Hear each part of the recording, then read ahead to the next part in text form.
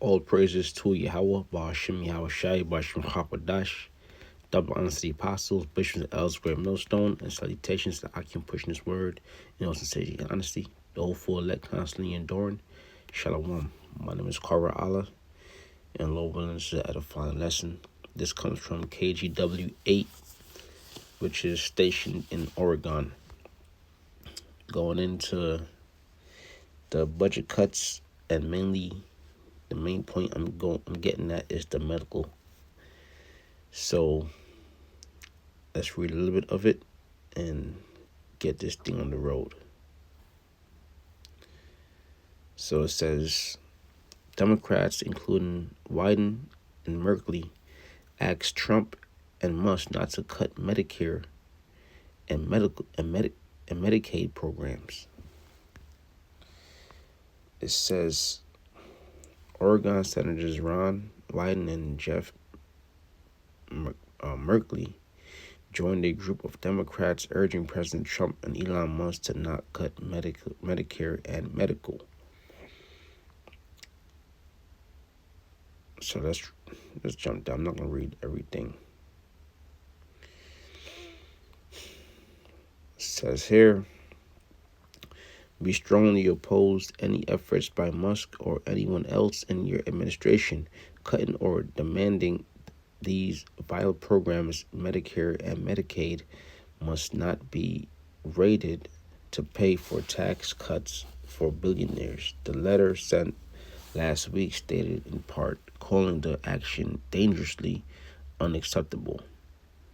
It says both Oregon lawmakers have been outspoken critics of Doge. It says particularly over the access of data at various federal agencies, including the U.S. Treasury and FEMA. The unlikely thought that the letter will make much of a difference, as the GOP-controlled Congress is considering whether to siphon those funds to slash federal spending and whittle down the budget cuts to medical would threaten health and coverage for around 80 million U.S. adults and children, including more than 1.1 million Oregonians. The $880 billion Medicaid program is financed mainly by federal taxpayers. On Tuesday, a federal judge refused to immediately block Musk and Doge from accessing government data systems and participating in worker layoffs. Over the weekend, Social Security Administration acting commissioners stepped down from the role over Doge's request to access sensitive Social Security recipient information. She's been replaced by Leland Dudick, who currently works at a SSA. Okay. So that was the point. I'll read this part right here again. It says cuts to Medicaid would threaten health care coverage for around 80 million U.S. adults and children. And this is mainly going to affect the poor. Okay, because there's no more middle class anymore. Either you poor or you wealthy. Okay, so it's going to affect the lower class citizens of America. You know, taking away Medicaid and other crucial benefits. You know, something as simple as this, it could mean the difference between life and death. Let's look this up real quick. It says a checkup without insurance can cost between $150 to $300 for a basic visit. However, the cost can vary depending on the type of visit and services needed and the location. So this is, say you want to go to the dentist, right? And you have coverage. It says a root canal in Crown typically costs between $1,800 and $5,000 combined depending on the tooth location, materials used for the crown, and your dental insurance coverage, with the average root canal costing around $800 to $1,500, and a crown ranging from $800 to $3,000 alone. All right. So for these different coverages, you need your Medicaid. If you don't have a job, if your job doesn't provide certain benefits like a like a medical plan or a dental plan, you rely on the government and you rely on Medicaid. It's a well known thing that people rely on some kind of insurance. Now taking it away, it's an extra bill that a lot of people in these times can't really afford. Okay, but that's your government. That's Esau being the wicked. And it may also very well be part of his agenda. To bring in that NWO, to bring in that RFID microchip. Now, I speak as a man. Speculations. They might have it some way. They might force you some way to accept their that chip. Or it might be another way to just get rid of what they would call dead weight. Okay, because that's what you are to a lot of the people, right? To the elites. The elites look at the American citizens, a lot of them, as dead weight. But we worth more dead than alive, right? So who knows their the reason for this, really, But one thing you definitely know, it is not beneficial to the people, you know. So with that, you could check it out. I'll put the article in the description box. You could check it out. But I'm going to the scriptures and lowing satisfying lesson. All right. This is Job 5. I could start at 10. It says, "Who giveth rain upon the earth and sendeth water upon the fields?" Who does that? The Most High does that. Okay. The Most High, Yahweh Shai. Okay.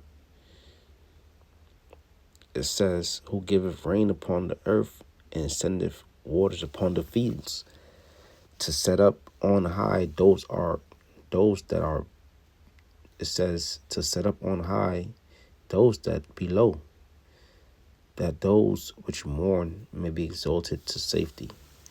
And are we not mourning right now? The so-called Negroes, Latinos, and Native Americans, last hired, first fired, living in the ghettos. Okay.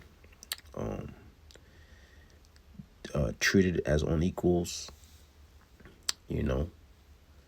That's us. But the Lord said He's going to exalt us to safety, starting with the elect, the 144,000, along with the rest of the 1/3. It says Job 5:12. "He disappointeth the devices of the crafty, so that their hands cannot perform their enterprise." Whatever it is that Esau has to, perform, their enterprise, their goal, the Lord's going to disappoint them. Going into their MOTB, the mark of the beast, the Alpha microchip, and also doing away with the so-called Negroes, Latinos, and Native Americans. Okay, doing away with the righteous and putting the 2/3 in subjection by way of the chip. All right, the Lord's not going to have it. So even though Esau's making his move, he told you this man's the devil. Now he's showing his horns. Ultimately, Israel, is going to be saved. You know, which these times we're heading into is prophetic times. You know, times of Jacob's trouble. All right. But it says what? He shall be saved out of it. Right? The elect is going to be saved out of it. You know, and the 2/3 of Israel will come back in their right minds in the kingdom. He disappointeth the devices of the crafty, so that their hands cannot perform their enterprise. Whatever it is you plan, the Lord's gonna it's gonna put a fork in it. Lord's gonna stop it.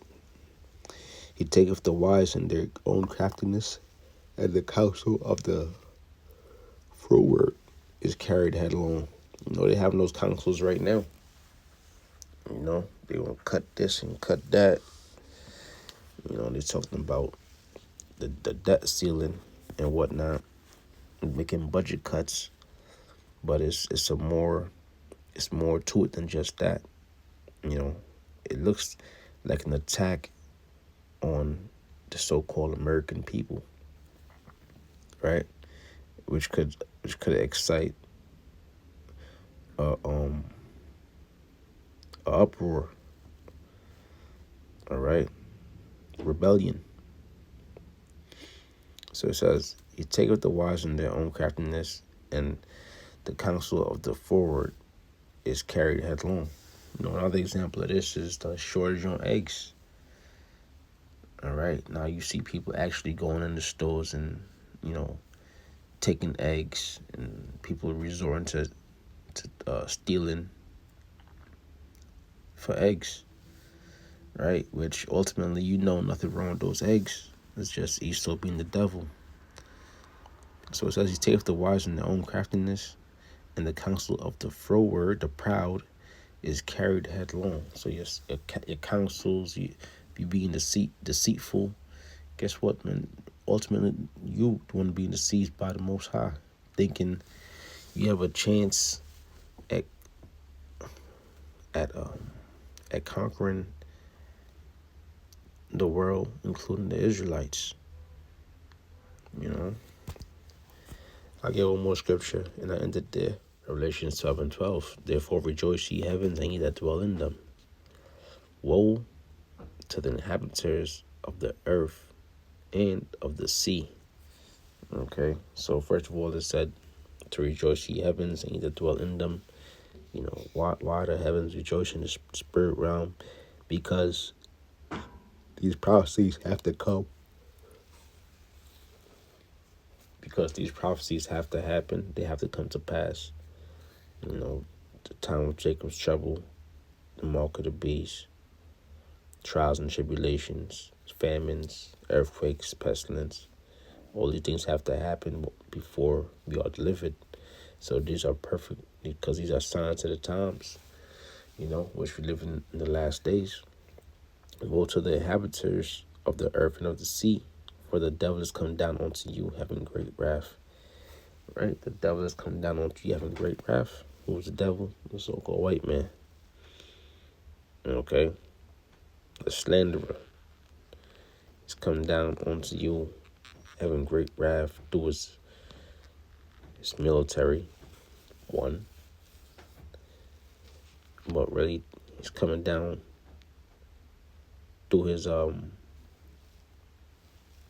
he's also coming down through his, you know, the pen, through his laws, his bills he's passing, his acts and whatnot, right?